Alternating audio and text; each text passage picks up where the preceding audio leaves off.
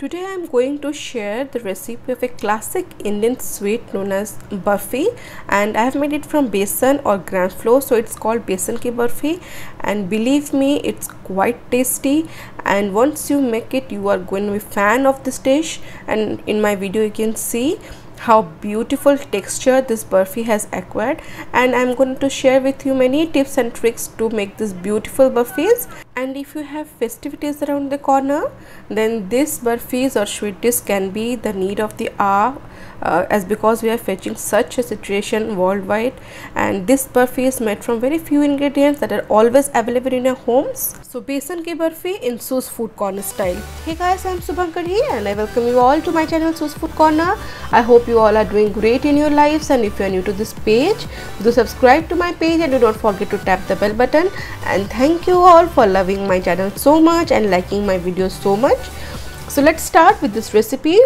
So for this besan barfi or gram flour barfi, I have taken here 200 gram of fine besan or gram flour. Some people actually add semolina in this recipe, but I have made this barfi from pure besan. So 200 grams of besan I have taken, sugar I have taken around 150 grams, and clarified butter or ghee around 100 grams. So ghee is half the amount of besan. This is very important. Ghee should always be half the quantity of besan you have taken. And some green cardamom powder around 1 teaspoon, some chopped pistachios. You can also add some cashews. So let's begin with this simple recipe. I have heated a pan on low medium flame, and to it first I'll add besan, and I need to roast this besan for 1 minute on low flame. Actually this process is skipped by many. Generally people add clarified butter or ghee and then mix, but I prefer to roast it initially for 1 minute. As a result of which, when we add ghee after 1 minute, that mixes very well in this roasted besan. So after 1 minute of roasting on low flame, I'll add clarified butter or ghee, and I'll not add it in a single lot. I'll add it little by little and again mix it. So after mixing for the whole lot of ghee in this besan, this looks something like this, and I'll just mix it, and I'll not stop stirring this besan mixture. This is very important. You need to stir it continuously, and see how it's looking now. I have added all the ghee and it's starting to mix now, and see slowly this besan initially will absorb all the ghee, and after roasting for good 7 to 8 minutes or maximum 10 minutes, this mixture will release all the ghee. And meanwhile, after 3 to 4 minutes of roasting, I have added a pinch of saffron food color, but it's completely optional. If you want, you can skip that. It will just add to the color of the barfis. And as I said, just see the besan has started to release the ghee. So this is looking good now. I just need it to roast for good more 4 to 5 minutes more on low flame or low medium flame. So continuous I'll stir this mixture, and see after 8 minutes it's looking something like this, and the besan has released all the ghee here. It has become silky and a very nice aroma is released, and see how nicely the besan has roasted. So at this stage, after 8 to 9 minutes, just turn off the flame and we'll prepare our sugar syrup. Remove the pan from the heat so that the excess overcooking stops. And now let's prepare the sugar syrup. For that I have taken here water around 75 ml or half cup, and sugar 1 cup or 150 grams. That means sugar is just the double the amount of water.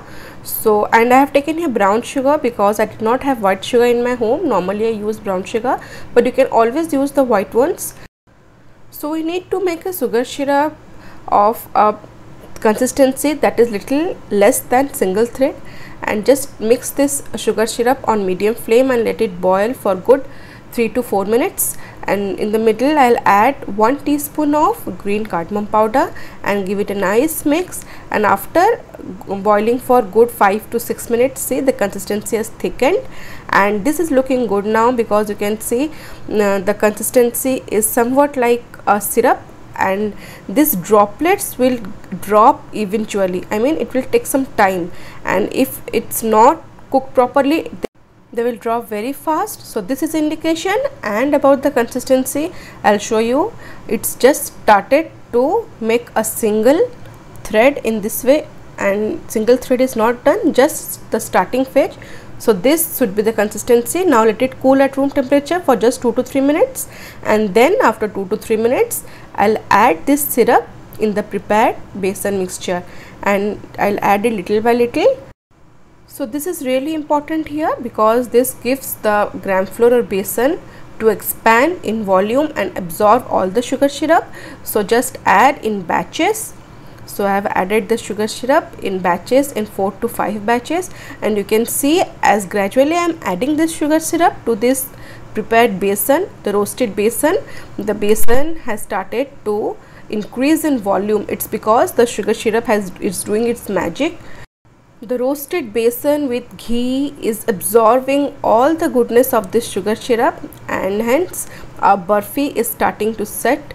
And see how beautiful this mixture is looking now. I have added all the sugar syrup, and at this stage just mix nicely, and I'll just allow it to cool or set on a tray. I have actually greased a tray. You can always use the regular dish or a regular plate that we use in our homes. Just grease it with some oil, and then I'll pour this mixture over the tray. But I have a proper sweet tray, I mean sweet dish tray, in which I often set my sweets. This is what I was talking about. So if you don't have this, you can always set this mixture on a regular thali or a regular plate. And now I'll just tap it in this way so that it sets in a rectangle shape, so that it is easier for me to cut. And if you are doing this step on a regular thali, then you can always cut the sides of this base so that we can get the exact shape, like square shape or rectangle shape.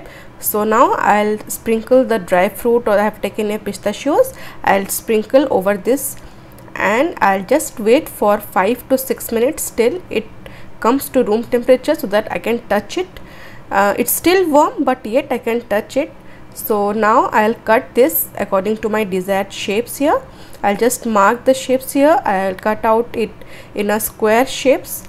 So it completely depends upon your choice. You can cut them into rhombus shapes, but I love the square shape burfis. Once this is done, keep them to set for good 1 hour, and after 1 hour you can enjoy this lovely burfi. In fact, they taste more delicious the day after. Believe me, the texture changes, and you can see how beautiful my burfis have come out. Perfect texture of a burfi, exactly like the ones we get in market. And I have served them, and I have shared many small tips and tricks to make this burfis. And believe me, if you eat this burfi, the day after they will taste more delicious. And see, I'll just break one and show you the texture from inside and how nicely they are breaking. See, this is a perfect Indian burfi or besan burfi. Perfect consistency, perfect texture, and the look, I can not say anything more. You can see in my video how beautiful they are looking. The color and the texture both complement each other. And as I said, you can keep them to set for good 5 to 6 hours. And if I prefer this burfi, the day after, as I said, completely different taste. So do give these burfis a try. You will love them. And as I said, once prepared, they can be stored for good 7 to 8 days in refrigerator. I hope you have liked this video. Do give a thumbs up, share with your family and friends, and do not forget to subscribe to my page. See you in next video. Till then, stay safe, love life, and happy fooding.